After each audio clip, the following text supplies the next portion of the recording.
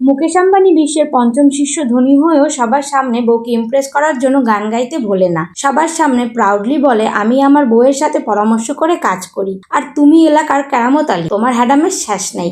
বউরে সবার সামনে অ্যাপ্রিসিয়েট করলে তোমার ইজ্জত থাকে না। তোমারে কল দিয়া বাড়ি আইতে কইলে তোমার বন্ধু বরকত আলী কয়, বউরে এত পাত্তা দিতে নাই, মাথায় উঠে যাইবে।